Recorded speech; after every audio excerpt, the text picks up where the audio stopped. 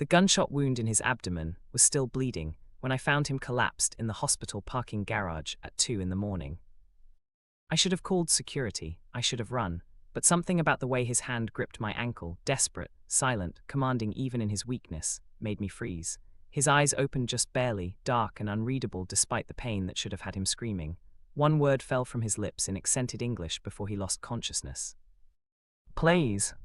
That's when I noticed the tattoo curling up his neck, the expensive watch on his wrist, the blood, so much blood, pooling beneath designer clothes I couldn't afford in a year of working double shifts. And the way his other hand still clutched a gun. If you're watching from anywhere in the world right now, drop your country in the comments below. And if you love dark romance stories that'll have you on the edge of your seat, hit that like button and subscribe because you won't want to miss what happens next. 48 hours earlier, I was just trying to survive. My name is Kiera Washington, 27 years old, 3 years into my nursing career at Metropolitan General Hospital in downtown Seattle. I worked the overnight shifts nobody wanted because they paid an extra $2 an hour, and I needed every cent. My studio apartment in the worst part of town cost more than I could afford. Student loans buried me deeper every month. And my mother's medical bills from her battle with lupus had left me so far in debt, I sometimes couldn't remember what financial peace felt like. But I never complained, not out loud anyway. The other nurses called me the quiet one, the one who never caused drama, never called in sick, never said no when someone needed a shift covered. I kept my head down, did my work, and went home to my empty apartment where I'd heat up ramen and fall asleep to nursing podcasts because I was too tired for anything else. Invisible, forgettable, safe. That's what I thought I wanted. Until the night nurse Rachel decided I'd been invisible long enough. "Kiera, honey, you're covering my Friday night shift, right?" She didn't wait for my answer, just tapped her perfectly manicured nails against the nurse's station counter. "I have a date with this surgeon from Mercy West. He's taking me to that new fusion place downtown." I looked up from the chart I was updating. Friday night was the only night I'd requested off in 6 months.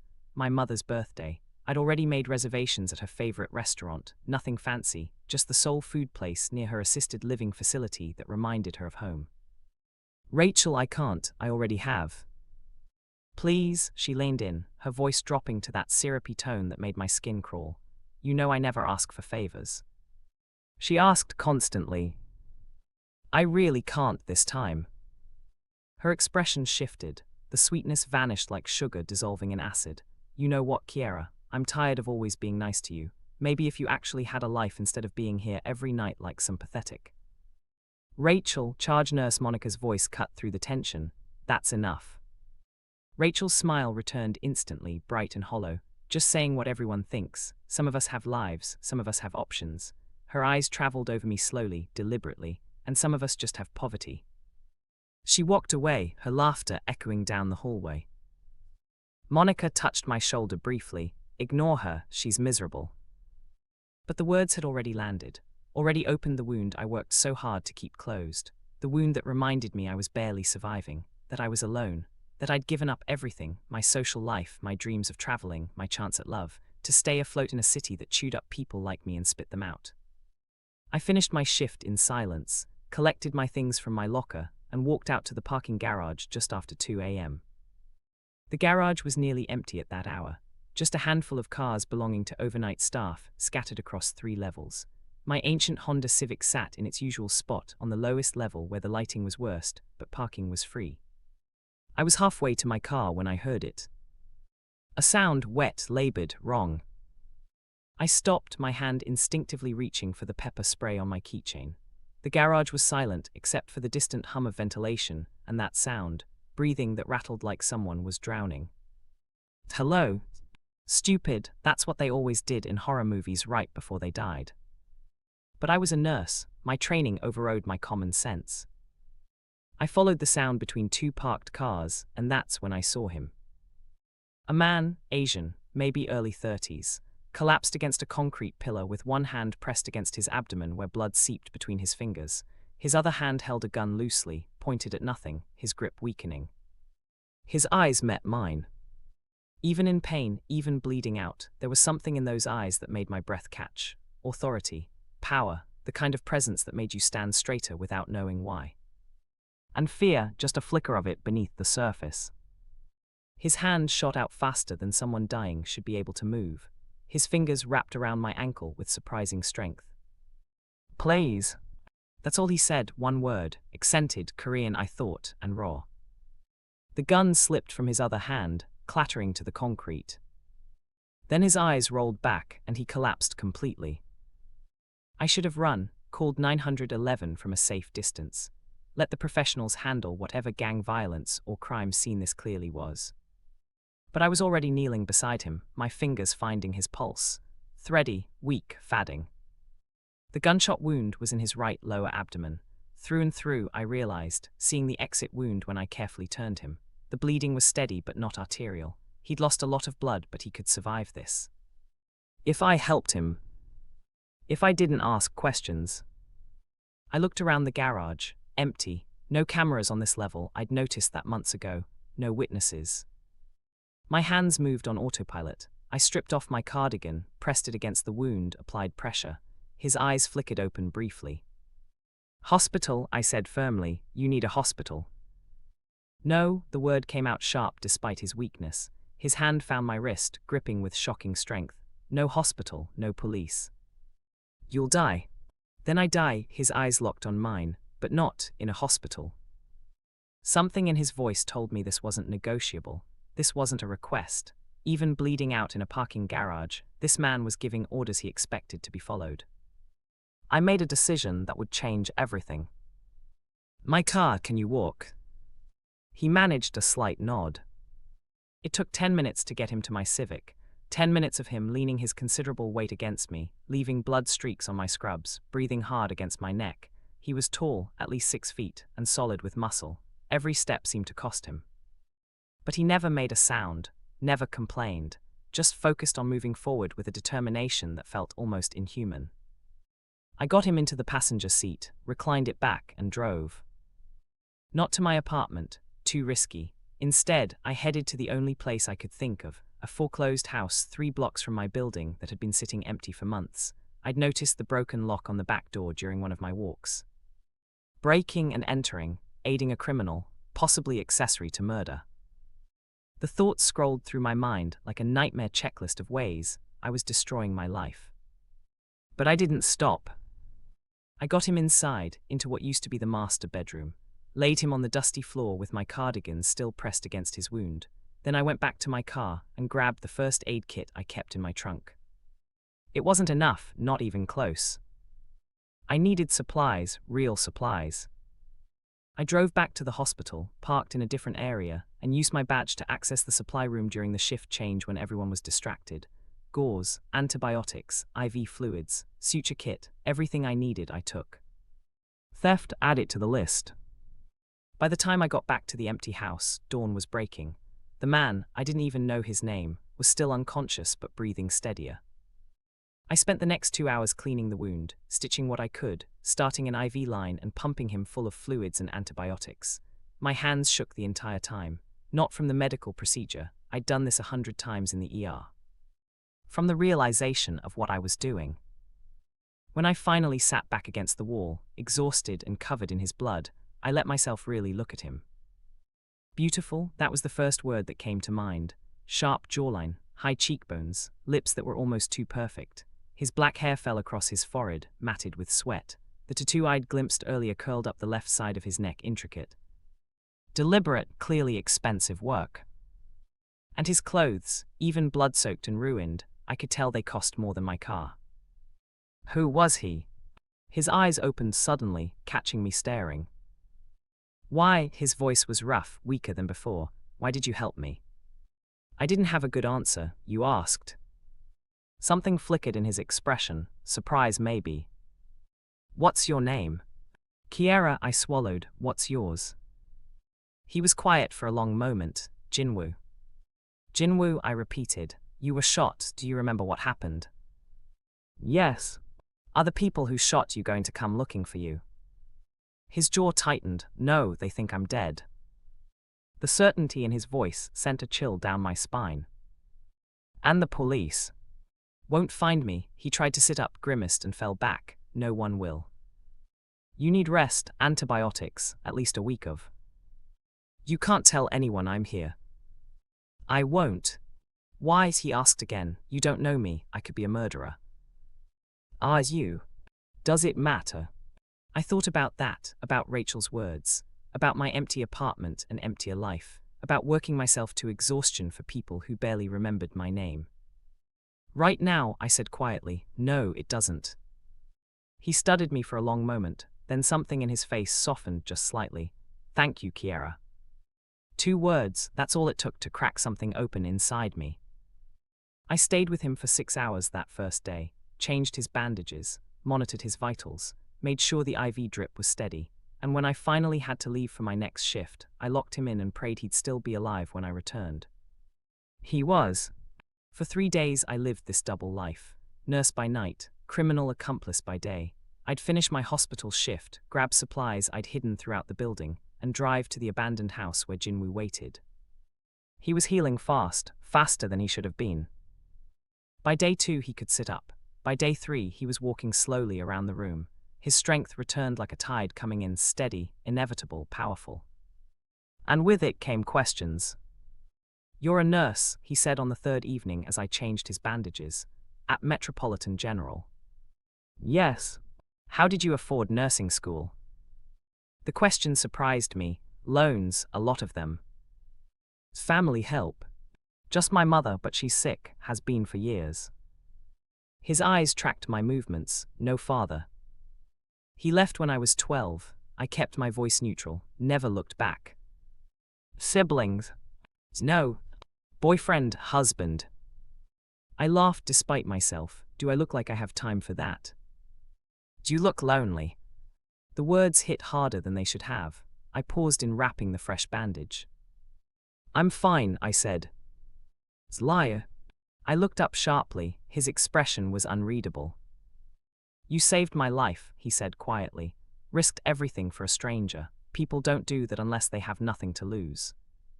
Or everything to gain. And what are you gaining, Kiera? I tied off the bandage a little too tight. He didn't flinch. I don't know yet, I admitted. That night, I learned something new about Jin-Woo. He didn't sleep. I woke up around midnight. I dozed off in the corner of the room, exhausted from my double shift, to find him standing at the boarded window, looking out through the cracks. You should be resting, I said. I've rested enough. Your body needs. My body is fine, he turned to face me. In the dim light from my flashlight, his features looked harder, colder. I need to make a call. No phones, no contact. That's how you get found. I won't be found. The certainty in his voice raised every instinct. Jin-Woo, whoever shot you, is already dead. The words hung in the air between us. How do you know? I whispered.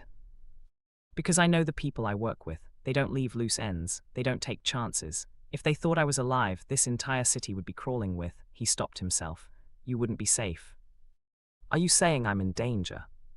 I'm saying you were never safe from the moment you found me. His eyes met mine, but I'm trying to keep you that way. I should have been terrified, should have run. Instead, I stood up and walked closer to him. Who are you really? Does it matter? You keep asking me that. Because I want to know if you care. He reached out slowly, his fingers brushing my cheek, or if you're just trying to save something you think is worth saving. His touch was gentle, too gentle for someone who spoke about death so casually. I think, I said carefully, you're not telling me something important. I'm not telling you many things. His thumb traced my jawline, for your protection. I don't need protection. Yes, you do. His hand dropped, more than you know. The next morning, everything changed. I arrived at the house earlier than usual. My shift had been cut short due to overstaffing. When I unlocked the door, I heard voices. Jin-Woo wasn't alone. I froze in the doorway. 3 men stood in the room with him, all Asian, all dressed in expensive suits, all carrying themselves with the same dangerous grace I'd seen in Jin-Woo. And all of them had guns. Jin-Woo's eyes found mine across the room. Kiera. One of the men turned, young, maybe mid-20s, with silver hair and a scar across his left eyebrow. This is her. Yes, Jin-Woo moved between us instantly, his body language protective despite his lingering injury. She's under my protection. Your protection isn't worth much when you're supposed to be dead, Hyung. The man's Korean was rapid, sharp. I didn't understand the words, but I understood the tone. Challenging. Jin-Woo answered in English. Speak so she can understand. The silver-haired man smiled. It didn't reach his eyes. The nurse who saved your life, how convenient. Min-jun, Jin-Woo's voice carried a warning. What? I'm just saying it's interesting timing. Min-jun's gaze traveled over me slowly. She finds you dying, saves you, hides you, asks no questions. Doesn't that seem? Careful, one word spoken softly, but every man in the room tensed. Min-jun raised his hands in mock surrender. Fine, but we need to move. Now, the Park family thinks you're dead, but that won't last once word spreads that you were spotted. I wasn't spotted. Your car was burned out into coma with 2 bodies inside. They'll run DNA when it doesn't match. It will match. Jin-Woo's voice was cold. I made sure of it. The implication made my stomach turn. Who are you? The question burst out before I could stop it. Really? All 4 men looked at me. Jin-Woo's expression softened slightly. Kiera. No more deflection. Who are you? Silence. Then Min-jun laughed. She doesn't know, you didn't tell her. Tell me what? Jin-Woo sighed. My full name is Choi Jin-Woo. My family controls most of the Pacific Northwests. He paused. Import and export operations. Import and export, the polite way of saying drugs, weapons, money laundering. You're a criminal, I whispered. Yes. Mafia. The Korean term is K-Kangpi, but yes, close enough. My legs felt weak. I grabbed the doorframe for support. And you, I looked at Min-jun and the others. You all work for him. Work for him? Min-jun's smile widened. Princess, we don't work for him, we are him, the Choi family, 20 years controlling Seattle's underground. He gestured to Jin-Woo. And this man right here, he's not just family, he's the heir, the next head, the man every rival family wants dead. The room spun. I'd saved a mafia boss. I'd been hiding a mafia boss. I'd been touching a mafia boss, bandaging him, helping him. I need to leave. I turned toward the door. Jin-Woo's hand caught my wrist. Kiera, wait. Let go. Not until you listen. To what? Mori lies. I never lied to you. His grip tightened slightly. I just didn't tell you everything. That's the same thing. No, it's not. He pulled me around to face him. I didn't tell you because I wanted to protect you. Because the moment you knew who I was, you became a target. I'm already a target, I helped you. Yes, you did, his eyes held mine, which means I owe you a debt, and I always pay my debts. I don't want anything from you. Liar. There was that word again. You want safety, he continued quietly. You want security. You want to stop working yourself to death for people who treat you like you're worthless. You want your mother to have the care she deserves without drowning in debt. You want stop to feel like you matter. The words cracked something inside me. Tears burned my eyes, but I refused to let them fall. How dare you, I whispered. I dare because I see you, Kiera, really see you, not the invisible nurse, not the woman everyone overlooks. I see who you are underneath all that fear. His hand came up to cup my face, and she's worth protecting. You don't know me. I know enough. Behind us, Min-jun cleared his throat. Touching, really, but we need to move, now. Jin-Woo didn't look away from me. Come with us. What? Come with us, let me protect you properly. I don't need. Yes, you do. The Park family has connections everywhere. In the hospital, in the police. If they find out you helped me, they'll use you to get to me. His thumb brushed away a tear I didn't realize had fallen. Please, trust me. Trust you? I don't even know you. Then get to know me. His voice softened. I'm asking, Kiera, not ordering. Give me a chance to repay what you did for me. I looked around at the other men, at their guns, their cold eyes, their expensive suits that screamed money and violence. Then back at Jin-Woo. At the man who said please, who looked at me like I mattered, who saw through every wall I'd built. 1 week, I heard myself say. 1 week, then I'm gone. His smile was small but genuine. Deal. That's how I ended up in the back of a black SUV with bulletproof windows, driving toward a part of Seattle I'd only seen in magazines. The penthouse took up the entire top floor of a building overlooking Elliott Bay, floor-to-ceiling windows, marble everything, art that probably cost more than my entire existence. And security, so much security. Min-jun had disappeared with the others, leaving me alone with Jin-Woo in this palace that felt more like a fortress. "Guest room is through there," he said, gesturing to a hallway. "Everything you need should be in the closet. If not, tell me and I'll have it delivered." I stood in the middle of his living room, completely out of place in my blood-stained scrubs and cheap shoes. "I need to call my mother," I said. "She'll worry." "Phone's on the counter. Use the secure line, the one with the red light." I made the call, lied to my mother about picking up extra shifts, promised I'd visit soon, heard the fatigue in her voice and felt guilt eat at me. When I hung up, Jin-Woo was standing at the window, looking out at the city. "She sounds tired," he said quietly. "She's always tired. Lupus doesn't give you much choice." "What facility is she in?" "Sunset Gardens. It's not much, but it's what I can afford." He was quiet for a moment. "I'll have her transferred to Harborview Extended Care tomorrow." I stared at his back. "That place costs $15,000 a month." "Yes. I can't afford." "I can," he turned to face me. "Consider it part of my debt." "Jin-Woo, this isn't negotiable, Kiera. Your mother needs better care. I can provide it. End of discussion." Part of me wanted to argue, to refuse, to maintain some dignity. But I thought of my mother, of the 2 small rooms she lived in, the overworked staff, the constant worry that they weren't catching her symptoms fast enough. "Okay," I whispered, "thank you." He crossed the room, standing close enough that I had to tilt my head back to meet his eyes. "You saved my life," he said softly. "Let me save yours." Then he walked away, leaving me alone in luxury I'd never imagined, wondering what I'd gotten myself into. The first 3 days in Jin-Woo's penthouse felt like living in a dream. Or a nightmare, I couldn't decide which. He'd kept his promise about my mother. Within 24 hours, she'd been transferred to Harborview with a private room, round-the-clock care, and specialists I couldn't have afforded in 10 lifetimes. When I visited her, she'd cried, asked me how I managed it. I lied again, said the hospital had a charity program I'd applied for. The guilt was eating me alive. But not as much as Jin-Woo was. He was complicated.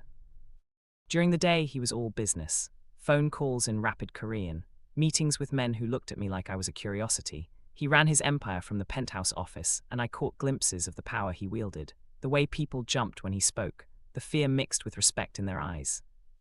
But at night, he was different. Quieter, almost gentle. We'd eat dinner together, meals prepared by a private chef who appeared and disappeared like a ghost. And we'd talk, really talk.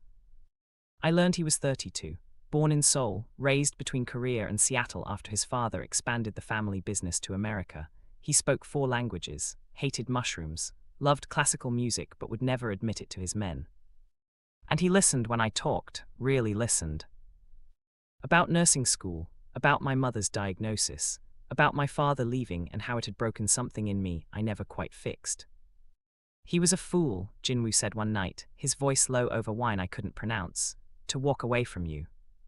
You don't know that, maybe I wasn't worth staying for." His hand covered mine on the table. "Don't say that.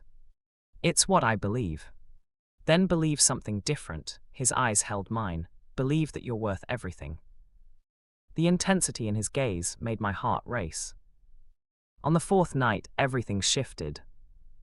I woke up to sounds from Jin-Woo's room, not voices, pain. I found him sitting on the edge of his bed, shirtless, pressing a hand against his healing wound. His face was pale, jaw clenched. "The stitches pulled," I said, already moving toward him.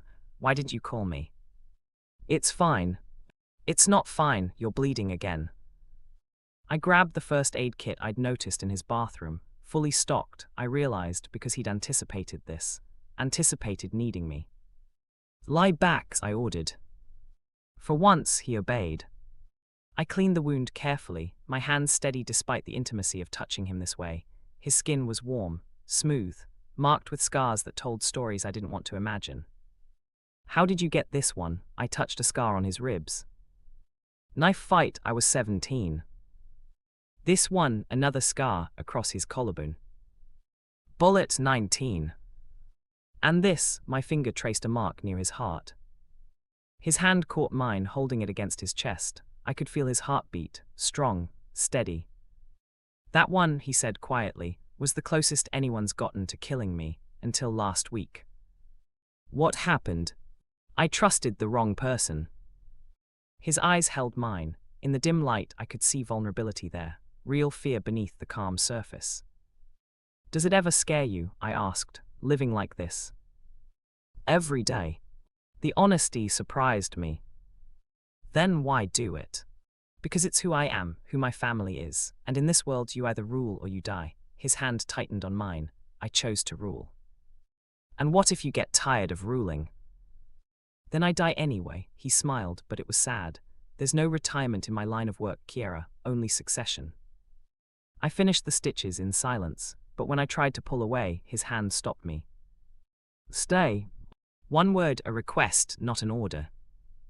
I should have said no, should have maintained boundaries, should have remembered he was a criminal and I was just a nurse who'd made a terrible decision. Instead, I lay down beside him on top of the covers. His arm came around me carefully, pulling me against his uninjured side. Thank you, he whispered into my hair. For what? For staying. I fell asleep to the sound of his heartbeat. The next morning, I woke up alone. But there was a note on the pillow beside me in elegant handwriting. Had to handle business, back by dinner, make yourself at home. JW. And underneath, a phone number. If you need anything, I mean anything. I spent the day exploring the penthouse, read in the library, swam in the private pool, tried not to think about how easily I was adapting to this life. When Jin-Woo returned that evening, he had blood on his collar. Not his own. I knew because I checked. What happened? I asked as he changed in his room. Business. What kind of business? He emerged in fresh clothes, his expression carefully neutral, the kind you don't want to know about. Jin-Woo. Kiera, he took my face in his hands. There are parts of my life I will never let you see, not because I don't trust you, but because I need you to stay clean, stay good. His thumb brushed my cheek. Stay you. And if I don't want to stay in the dark, then I'll turn on the lights. His eyes searched mine, but you won't like what you see. Try me. He studied me for a long moment. Then he stepped back, pulled out his phone, and showed me a photograph. Bodies, 3 of them, in what looked like a warehouse. My stomach turned. These men, he said quietly, were Park Jae-hoon's lieutenants, the ones who ordered the hit on me, who shot me and left me to die. He swiped to another photo. This morning, I made sure they understood that was a mistake. You killed them. Yes. All 3. No, I only killed one, slowly. The others watched. Then I let them go. His eyes never left mine, to send a message. I should have been horrified, should have run. Instead, I asked, what message? That I'm alive, that I'm coming, and that anyone who stands with the Park family will end up the same way. He tucked the phone away. War is coming, Kiera, and I need to know if you're going to stay or run. My week isn't up yet. This isn't about the deal. This is about you deciding if you can accept who I am. He moved closer. What I am. I looked up at him, at this man who'd shown me gentleness and violence in equal measure, who protected me while destroying others, who looked at me like I was precious while his hands were still metaphorically bloody. I'm scared, I admitted. Good, fear keeps you alive. I'm scared of you. Even better, his hand cupped my face. Because you should be. I'm not a good man, Kiera. I've done terrible things. I'll do more terrible things, and I won't apologize for any of it. Then why did you want me here? Because you make me feel almost human. His forehead rested against mine, and I've been a monster for so long I forgot what that felt like. He kissed me then. Soft, careful, like I was something fragile he was afraid to break. And I kissed him back. Because somewhere between saving his life and learning his secrets, I'd stopped seeing the monster. I only saw the man. The war Jin-Woo promised came faster than I expected. 3 days after his retaliation, the Park family struck back. I was at Harborview visiting my mother when it happened. Jin-Woo had assigned security, 2 stone-faced men who followed me everywhere but remained invisible until needed. I was grateful for them when the black van tried to grab me in the parking lot. 1 minute I was walking to my car. The next, the van pulled up, doors flew open, and hands reached for me. Jin-Woo's men moved like lightning, gunshots, shouting, then silence. 4 Park family soldiers on the ground, one of Jin-Woo's men bleeding from his arm but alive. "Get in the cars," he ordered. "Now." I didn't argue. Jin-Woo was waiting when we arrived back at the penthouse. The rage in his eyes was terrifying.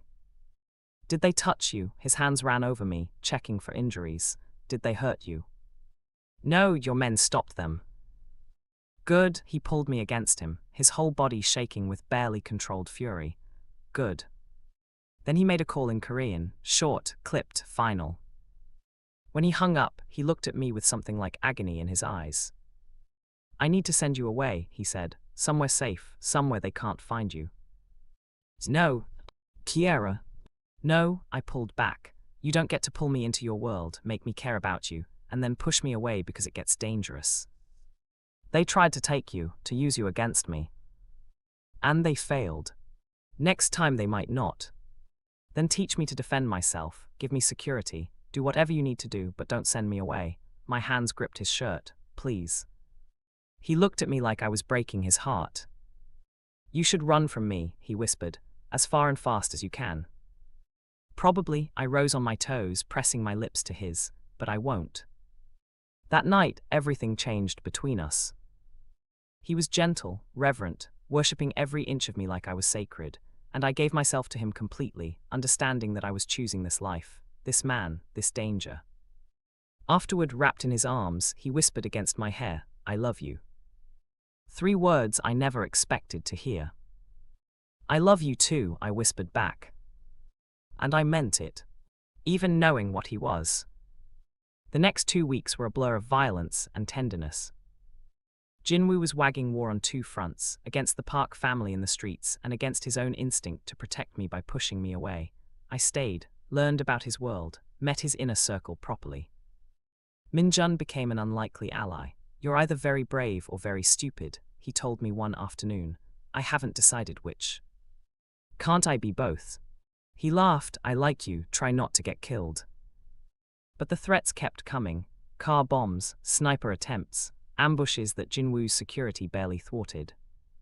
And through it all, I saw the toll it took on him. The way he barely slept, the constant alertness, the guilt in his eyes every time he looked at me, knowing I was in danger because of him. Until the night, everything fell apart. I was sleeping when the explosion shook the building. Jin-Woo was on me instantly, shielding my body with his as debris rained down. "What?" "Car bomb, lower levels." He pulled me up. "We need to move now." The penthouse was chaos, security scrambling, alarms blaring, and through the windows I could see fire. Jin-Woo's phone rang. He answered, listened, and his face went white. "What?" I asked. "They didn't just hit the building." His voice was hollow. "They hit Harborview, the entire wing where your mother." I didn't hear the rest. I was already running. Jin-Woo caught me, held me as I screamed and fought. "Let me go, I need to get to her." "You can't, it's not safe." "I don't care, that's my mother." I know, and I'm sorry." He held me tighter. "But if you go now, they'll kill you, that's what they want." "Then let them," I sobbed against his chest. "Let them, because this is my fault. I brought this on her. I stayed when I should have run, and now she's alive." I froze. "What?" He pulled back enough to look at me. "She's alive. I moved her 2 days ago, different facility, different name, maximum security. The Park family doesn't know." Relief made my knees weak. "Why did you tell me?" "Because I needed them to think she was still there. Needed them to waste resources on a target that didn't exist." His expression was grim. "And now I know exactly where Park Jae-hoon is." The next 24 hours, I didn't see Jin-Woo. He left before dawn with Min-jun and 20 other men, left me in the penthouse with triple security and strict orders not to leave. I spent the time packing, praying, trying not to imagine all the ways this could go wrong. When he finally returned, it was over. Park Jae-hoon was dead, his entire organization scattered, the Choi family's control over Seattle absolute. And Jin-Woo was covered in blood that wasn't his. I met him at the door. He looked at me with exhausted eyes. "It's done," he said simply. Then he collapsed. Not from injury, from exhaustion, from weeks of fighting and protecting and carrying the weight of everything. I caught him as he fell, held him as best I could, and whispered, "I've got you." Just like he'd said to me so many times. The weeks after the war were strange. Peace, but not really. Jin-Woo's empire was secure, but the cost had been high. Men lost, alliances strained, and both of us marked by violence we'd never forget. But we healed together. He taught me about his world, introduced me to the parts of the business that weren't violent, the legitimate fronts, the community work the Choi family did that never made the news. And slowly, I realized I wasn't just surviving in his world. I was thriving. 3 months after that first night in the parking garage, Jin-Woo took me to dinner at the most expensive restaurant in Seattle. "I need to tell you something," he said over wine that cost more than my old monthly rent. My heart sank. "Okay. I'm stepping back." "What?" "Not from the family, but from the violence, from the front lines." He took my hand. "Min-jun is taking over day-to-day operations. I'll still be involved, still make decisions, but..." He paused. "I don't want to live that life anymore." "Jin-Woo, I want a life with you, Kiera, a real one, where I'm not always waiting for the next attack, where you're not scared every time I leave." His thumb traced my knuckles. "I want normal as we can get." Tears blurred my vision. "You do that, give up the power." "I'm not giving it up, just delegating it." He smiled. "Turns out having someone worth living for changes your priorities." "I love you," I whispered. "I love you too." He stood, moved around the table, and knelt beside my chair. My heart stopped. He pulled out a small box, opened it to reveal a ring that took my breath away. "Marry me," he said simply. "Build this new life with me. Let me spend every day proving I'm worth the risk you took." I couldn't speak, could only nod through tears. He slipped the ring on my finger, pulled me into his arms, and kissed me like I was his salvation. And maybe I was. Just like he was mine. 6 months later, I stood in a private garden overlooking Elliott Bay, wearing a dress I'd designed with Jin-Woo's mother, a woman who'd welcomed me with surprising warmth once she understood I made her son happy. My mother sat in the front row, healthy and radiant thanks to the care Jin-Woo had insisted on. She was crying happy tears. And Jin-Woo stood at the altar, watching me walk toward him with an expression of such pure love it made my chest ache. We said our vows in front of 50 people, his family, his trusted men, and the few friends from my old life who'd accepted my new one. When he kissed me as my husband, I tasted forever in that kiss. "I found you dying," I whispered against his lips, "and you saved my life." "No," he whispered back, "you saved mine first." We left the reception early, drove to the penthouse that was now officially ours, and made love like we had all the time in the world. Because we did. The violence didn't disappear completely. It never would in his world, but it faded to the background, managed by others while Jin-Woo focused on expansion into legitimate business, real estate, technology, investments. I went back to nursing, but part-time now. Started a clinic in the neighborhood I grew up in, free care for people who couldn't afford it, funded by Choi family money. Turning blood money into something good. And at night, I came home to a man who loved me with an intensity that still took my breath away. "Tell me again," he said one evening as we watched the sunset from our balcony. "Tell you what? Why you saved me that night, the real reason." I thought about it, about the woman I was then, invisible, forgotten, desperate for something, anything to make her feel alive. "Because I was dying too," I said honestly, "just slower, and when I saw you lying there I think I recognized it. That look of someone who needed saving. And now we've both been saved." I turned in his arms, by each other. He kissed me slowly, thoroughly, with all the love and promise of tomorrow. From the parking garage where I found him bleeding, to this moment of perfect peace, our story had been written in violence and blood and desperate choices.